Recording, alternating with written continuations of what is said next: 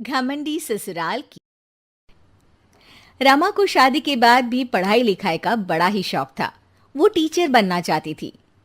रमा का ससुराल शहर के सबसे अमीर घरों में से एक था, पर साथ ही उसके ससुराल वालों को अपने बिजनेस और पैसों का बड़ा ही घमंड था। शादी के कुछ वक्त बाद रमा अपनी सास के पास अपनी नौकरी की बात करने जाती है। अरे रमा, तू यहाँ? क्या हुआ? सब ठीक तो है ना? जी मम्मी जी, सब ठीक है। मम्मी जी, आपसे कुछ बात करनी थी। अरे रमा, अब तू बात करने को भी पूछेगी क्या? बोल पगली, जो भी बोलना है। मम्मी जी, अब तो शादी को काफ़ी समय भी हो गया है और घर में सभी काम के लिए नौकर लगे हैं। मैं सारा दिन घर पर बोर हो जाती हूँ मम्मी जी। मैं नौकरी करना चाहती हूँ। अरे, ये क्या बोल रही है तू? नौकरी? क्या कमी है तुझे रमा? तुझे पता नहीं, हमारा बिजनेस शहर का सबसे बड़ा बिजनेस है और तू नौकरी की बात कर रही है। लोग क्या सोचेंगे कि इतना बड़ा बिजनेस, इतना पैसा होने का भी क्या मतलब, जब घर की बहू को भी नौकरी करके खुद का खर्चा उठाना पड़ रहा है। नहीं रमा, तू बिल्कुल नौकरी नहीं करेगी। पर माँ जी, मैं टीचर बनना चाहती हूँ। पागल हो गई है बहू? इतने बड़े बिजनेसमैन की पत्नी और बहू टीचर? देख रमा, तुझे पैसे चाहिए तो मैं तुझे देती हूं, पर ये नौकरी की बात तू अपने दिमाग से निकाल दे। और जो सारा दिन वो किताबें पढ़ के तू अपना दिमाग खराब कर रही है ना, उसे भी दूर फेंक दे। मम्मी जी, पर समझिए तो। रमा, देख, अगर तुझे यही बात करनी है तो चली जा यहां से, वरना मैं आज तुझे राहुल से बोल के तेरे मायके वापस भिजवा दूंगी, फिर वहीं गरीबों की जिंदगी में सड़ना। रमा छोटा दिल करके वहां से चुपचाप अपने कमरे में वापस चली जाती है। कुछ वक्त बाद रमा का पति राहुल कमरे में आता है। अरे रमा, क्या हुआ? इतना शांत क्यों हो आज? क्या हुआ, मैडम को शॉपिंग पे जाना है क्या? नहीं जी, बस यूं ही। अरे बोलो भी रमा, तुम्हारा यूं शांत रहना मुझे अच्छा नहीं लगता। रमा पति के सामने नौकरी करने की बात रखते हुए कहती है, सुनिए ना, मैं नौकरी करना चाहती हूँ। मम्मी जी से इस बारे में बात हुई थी, लेकिन उन्होंने साफ इनकार कर दिया। इसलिए मैं आपकी सहमति चाहती हूँ। राहुल रमा की बात सुनकर जोरों से हंस पड़ता है।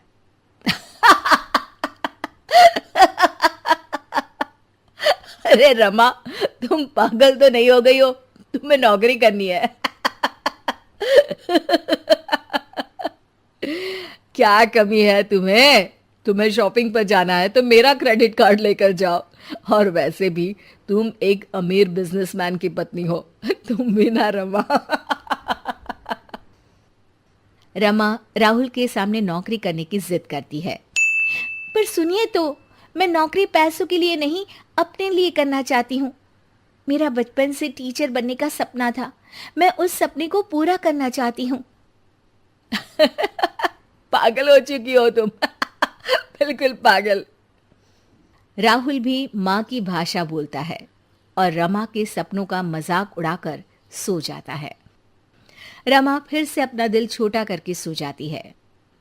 अगले दिन सुबह रमा मम्मी जी से कहती है, मम्मी जी, मैं पास वाले बाजार तक जा रही हूँ। ठीक है बहू, पर शाम को जल्दी लौट आना। जी मम्मी जी। रमा सामान लेने मार्केट जाती है।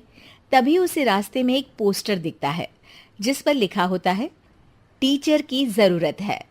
रमा उसे देख बहुत खुश हो जाती है और बिना सोचे वहां चली जाती है। अब सुनिए, मैंने बाहर आपका पोस्टर दिखा, टीचर की ज़रूरत है, तो इसीलिए मैं अंदर चली आई। अरे मैडम, आप तो कोई बड़े परिवार से लगती हैं।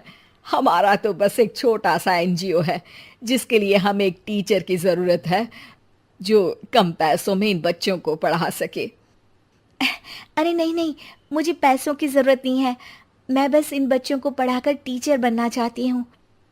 अच्छा मैडम जी, अब कल सुबह से रोज आ जाइएगा। रमा वहां से चली जाती है। अगले दिन, मम्मी जी, मेरी सहेली नई किटी पार्टी खोल रही है, तो मुझे कुछ दिन रोज उसके यहाँ जाना है। क्या मैं जा सकती हूँ मम्मी जी? सासू माँ खुश हो जाती है। अरे वाह रमा, किटी पार्टी, मैं भी चलती हूँ तेरे साथ। सासू माँ के साथ चलने की बात सुन रमा डर जाती है। जी जी जी जी माँ जी, वहाँ कोई आपकी उम्र का नहीं होगा, आप वहाँ बोर हो जाएंगी। अच्छा ठीक है बहू, तू जा, पर शाम को वक्त से आ जाना। हाँ। रमा सासू माँ से झूठ बोल बच्चों को पढ़ाने निकल जाती है। वक्त बीतता चला जाता है और कई दिनों तक यही सिलसिला चलता रहता है। एक दिन अचानक, अरे, ये रमा के कमरे में कॉपी और पेन, ये तो बच्चों की कॉपी लगती है। रमा, ओ रमा, तेरे कमरे में ये बच्चों की कॉपी और पेन कहां से आया? रमा डरती हुई वहां आती है। जी जी मम्मी जी, वो बुक ना शायद मेरी सहेली के बच्चों ने रख दी होगी, तभी आज बैग खोलते वक्त यहीं रह गई। सासू माँ रमा की बात सुन शक में आ जाती है। अगले दिन जब रमा घर से बच्चों को पढ़ाने निकलती है तो सासू माँ रमा का पीछा करती है। अचानक सासू माँ रमा को स्कूल में रंगे हाथों पकड़ लेती है। ओह माय गॉड, तो ये थी तेरी किटी पार्टी। मेरे तो करम ही फूट गए जो ऐसी बहू मिली। क्या मुंह दिखाएंगे हम दुनिया वालों को जब उनको ये बात पता चलेगी कि इतने बड़े बिजनेसमैन घर की बहू छुप के यहां नौकरी कर रही है। ओह गॉड, ये सब देखने से पहले मैं मर क्यों नहीं गई? तूने तो हमारा नाम ही डुबो दिया। चल घर, अभी बताती हूं तुझे। सासू माँ गुस्से में रमा को घर ले ही जा रही होती है कि तभी वहां स्कूल का मैनेजर आ जाता है और रमा से कहता है, अब मैडम जी, आपका बहुत बहुत धन्यवाद। आज आपकी वजह से हमारे एनजीओ के बच्चों ने शहर में टॉप कर हमारे एनजीओ का नाम रोशन किया है। आपका शुक्रिया मैडम जी।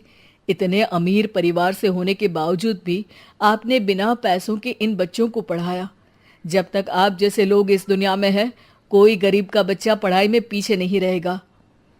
मैनेजर की बातें सुन सासू माँ का रमा के प्रति दिल पिघल जाता है और वो रमा से कहती है, बहू, तू कल से रोज इन बच्चों को पढ़ाने जा सकती है, पर साथ ही इन बच्चों के लिए नए कपड़े और किताबें भी ले जाना।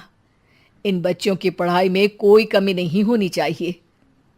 सासू माँ की बातें सुन रमा खुश हो जाती है और फिर से बच्चों को पढ़ाने में लग जाती है, पर अब छुपाकर नहीं, खुलेआम।